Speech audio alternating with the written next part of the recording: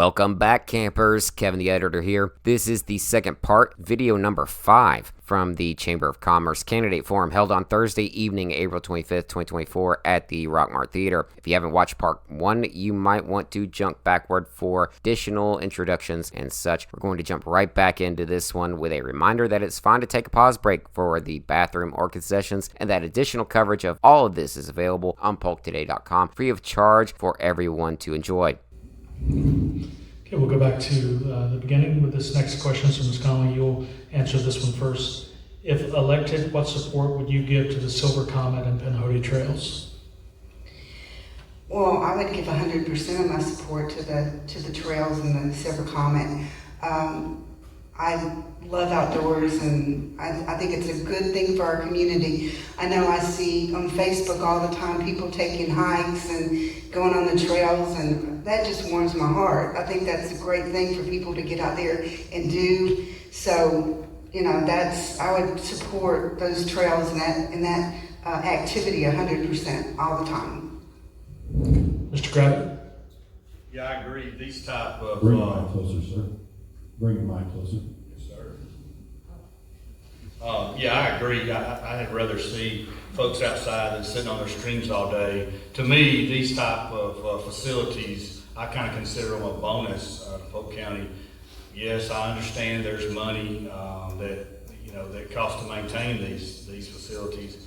The Silver Comet Trail, I think it traverses approximately 30 miles from county line to county line, and then the Pinhoti, I think it's about 8.7 miles from stem to stern. But these items are what I would call quality of life items. I will support all items that give our citizens opportunities for better quality of life. I also see some gainful economic impacts with these type of facilities. Which is a good thing in my opinion. People come in from out of town, they use these facilities, typically they're gonna eat, they're probably gonna maybe buy gas, and so, they're gonna help our SPLOST revenues, and the county's gonna benefit from that a little bit, not only being available for our citizens, but also our neighbors as well. Mr. Hubbard? Yes, sir. Like everybody so far, I'm in big favor of the trails. And two, if you notice, it's become a new economic development tool for a lot of folks. That if you get on Facebook this time of year and you look at other communities, they're pushing the trails because they know people will go and use them. And like Michael was talking about, they're going to stay, right? Hopefully, maybe you get lucky and they spend the night. So they're spending more money here over time, and then they take off. And I don't know about you, but that to me is the best form of tax revenue you can get. We're not having to worry about extending services or educating children for them, etc. They come in, they spend money, they go home, and you can't beat that. And folks travel all over it. Come downtown city of Rockmart on the weekends. The amount of people from outside that come and spend money here, and they're just thankful and how nice the trail is. It's one of the greatest assets Polk County has. And what's crazy to me, it seems like it's one of the most silent additions that we have to our community. I've always hoped at some point we would see something, some development along that. I remember Janet Jolly Edwards exposed me to trails a long time ago, and she talked me into going to the Appalachian Trail a Dahlonega, and there was a hostel there. And I was like, I'm not staying in the hostel, because my experience with the hostel was the scary movie, right? I'm not staying there.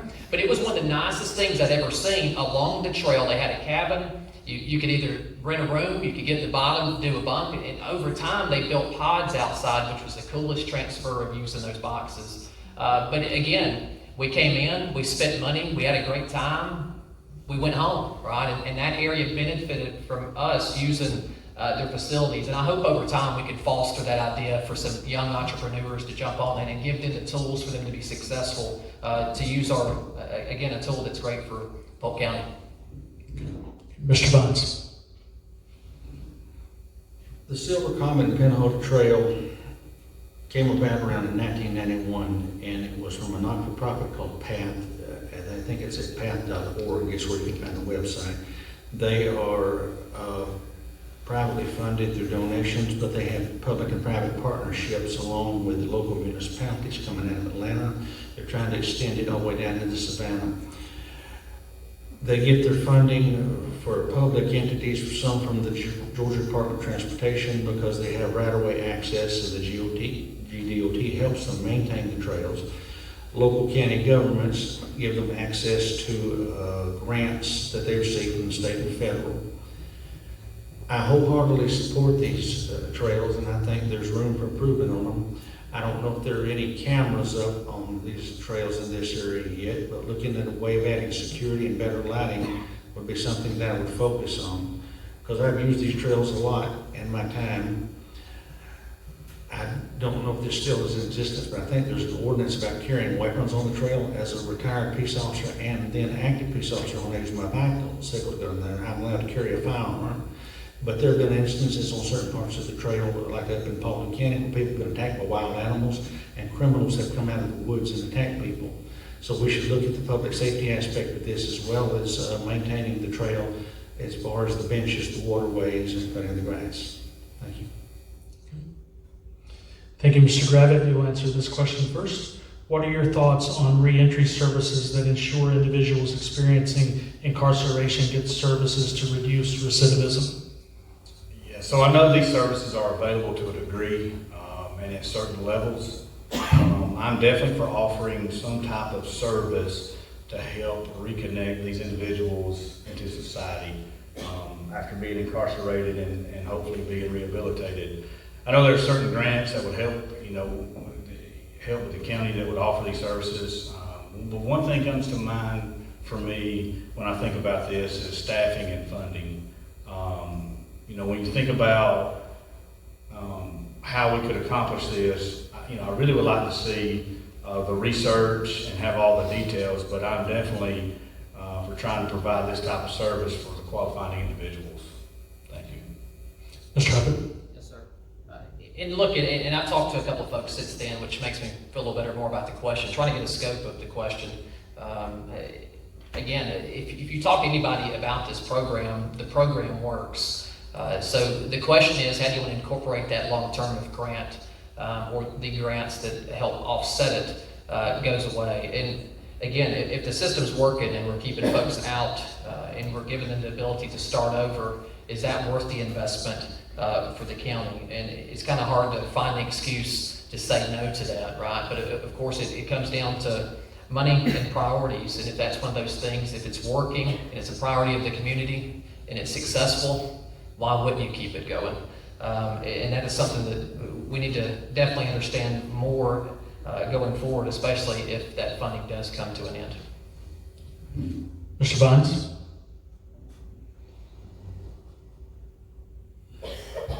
The Georgia Department of Corrections has several programs within and without the prison system.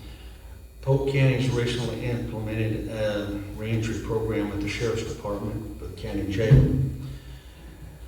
Several decades ago, states cut out their mental health programs and closed down their hospitals and dumped the people onto the streets. You had people that had mental problems and you had people that had drug addictions. Now you get places here like One Door Polk, Community Shared Ministries, Mosaic Place that offer programs for post-release or for pre-incarceration like drug treatment. I think diversion is one of the better ways to stop people from needing to be rehabilitated. If you can get them at a first offender status, like youth offenders, and put them in a program, let's say they have a drug addiction or mental health issues, work with these local community organizations, or as they're called, NGOs. Provide programs that way. Now the post-release, some people are going to prison. Now are they going for short-term or long-term? You have some people that spend decades in prison, and when they get out, the world has changed around them. You need to look at the prison system and look at the state and see what programs they receive, so when they get released back into your community, you're prepared to offer them the services that they need to reintegrate into society. Thank you. Ms. Conley? I would support this service that the Polk County gives, because these people have some real issues when they get out of jail. I had a client that her son is in jail right now, and she tells me that the only thing he thinks about on a daily basis is what his life is going to be like when he gets out. and if he'll be able to adjust to it.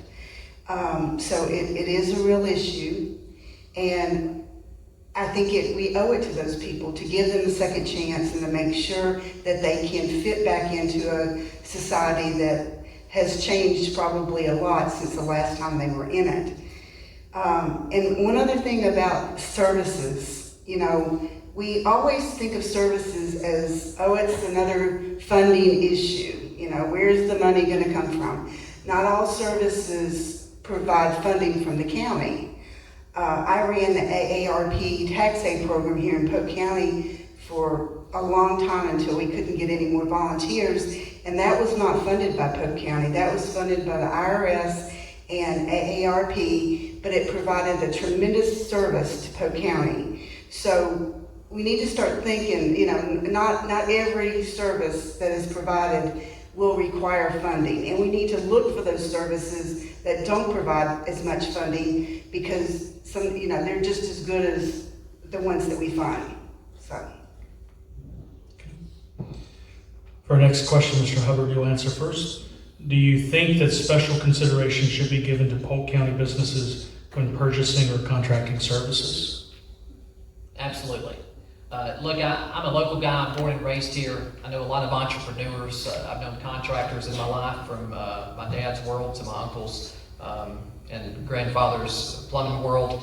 And look, here's the thing. I'm not saying that we shouldn't be fiscal sound when it comes to looking at servicing or trying to get people to do local work on, if that be contracting out services or purchasing. The thing is, when you hire a local, you know that person. If you have an issue with that service, you have the ability to speak with them, talk with them, because they're part of that community. But not only that, though, you're giving back to the community that literally is invested here. They're going to spend that money here, and I think that's just as important. Now, I'm not saying that we should give it to everybody if they're extremely bloated on the price, but if they're in reason, we're getting that money back because they're spending that money here. And I think that is important. And not only that, too, think about the investment that you're making in entrepreneurs. Again, in a world post-COVID, the business world is completely different. And the folks that we have that continue on in that world, we need to make sure that we are giving them the benefit of the doubt. And not only that, again, they're invested here, they're going to stay here, and they're going to spend that money here. Thank you. Mr. Vines? To address this question that was posed the other night, the Georgia Department of Administrative Services, there's a law that requires preferential hiring to contractors that live within the state. If an out-of-state entity bids on the contract and there's an equal bid, being a sealed bid, then it goes to the local contractor. We should apply that same principle here in Polk County. We need to look at who we can hire, bid the contract out fairly, take the bids, and then when we get the lowest bid, then we determine, is this person capable of handling the work we want done? Because we have a lot of good talent here, but we need to make sure that we're hiring somebody that can meet the demands of the county and as well as the cities when developing new projects. Thank you. Okay. Ms. Conley? I absolutely do believe that we should give special consideration to Polk County businesses when purchasing different various items and services. And one reason we should do that is because that person in the county lives in your county, and you're going to see that person, and if you have an issue or something, that person's going to be easier to get in touch with. Someone comes outside of the county, you don't really know, much about that person. He leaves the county, goes home, and it's just such a better situation if you just deal within your county, as long as things are reasonably priced and cost about similar values. So I really think you should do that, and that's it. Okay. Mr. Gravitt? Yes, well, I am for local preference as well, as long as we have, whatever the case may be, whatever the project may be, as long as we have a local contractor that can do the work, and is reasonably reliable in doing the work. Jordan said it's an investment. It absolutely is an investment. So I am in favor of giving qualified vendors and contractors preference within Polk County. And that goes back to what's inside of the boundary of Polk County and what's beneficial to the citizens for me. And local is all of Polk County. That's Rockmart, Cedartown, and the area. Thank you. And for this final question for this group, Mr. Vines, you'll answer first. How do you plan to combat turnover for county employees? One of the things that any county has, or any business has, is maintaining talent.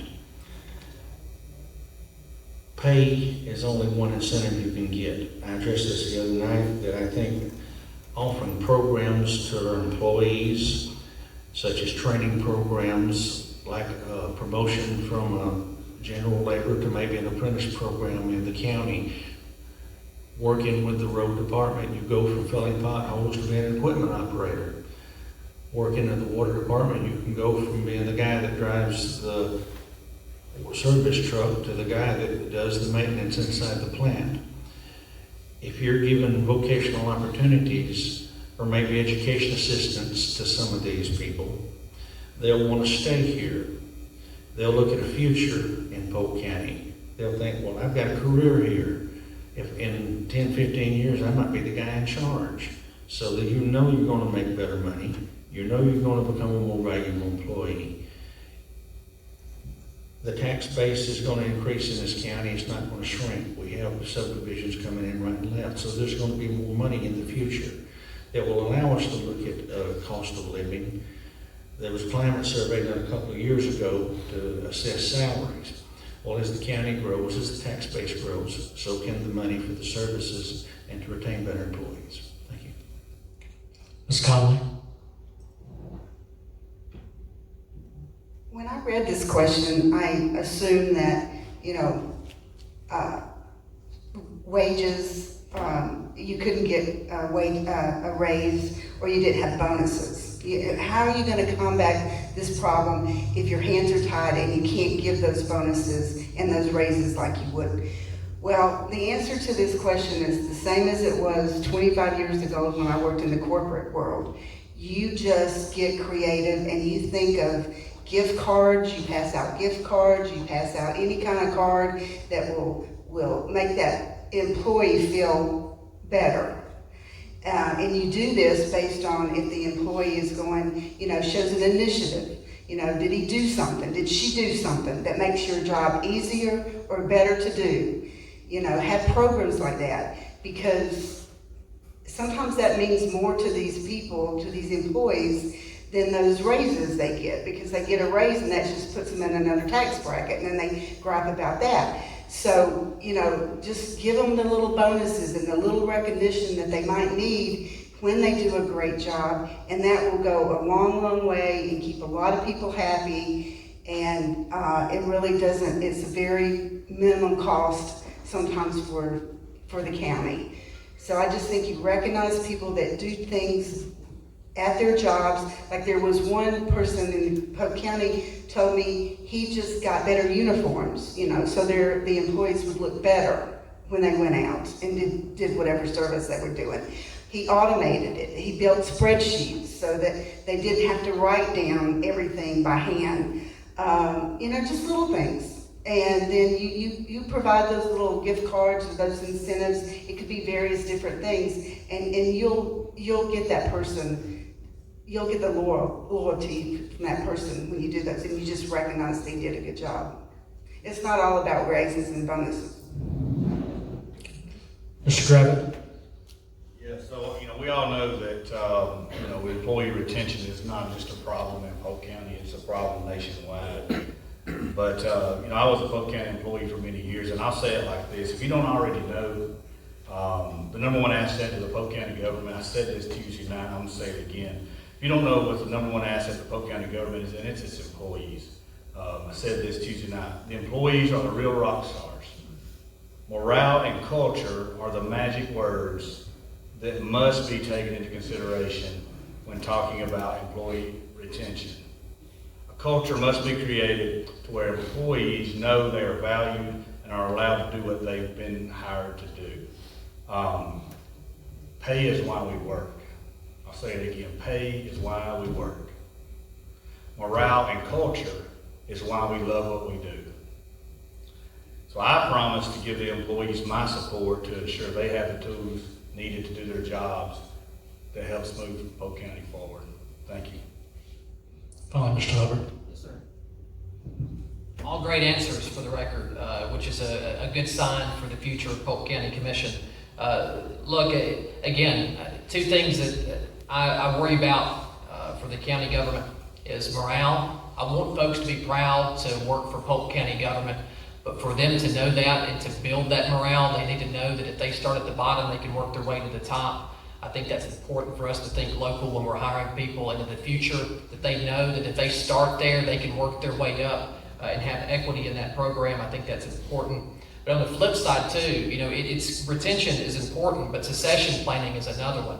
That is one thing governments haven't necessarily done a good job long term. We've seen turnover post-COVID. While we're at the city, we were always worried about making sure that the next person was in line and trained by the department head. So if something happened, that person can step up and the one below them can step up. And that's important, right? Because again, that's going to build morale, knowing that there's a plan in place that the department will continue on at that level. There's some departments, if we lost our department head, it would take a minute to replace them, which again is another important factor to make sure that we've got people in place that are ready to take those positions. Because again, retention long term, they have to know that their department can function without the person there now. And again, hopefully we're encouraging locals to say, you know what, I want to work for Polk County government because I can start here and I can end here. And I think that makes our county a better place. All right, thank you all very much for your willingness to serve Polk County. We appreciate your attendance tonight and your participation. These are your candidates for District 1 of the Polk County Commission, Debbie Conley, Jordan Hubbard, James Vines, and Michael Gravitt. Thank you all very much.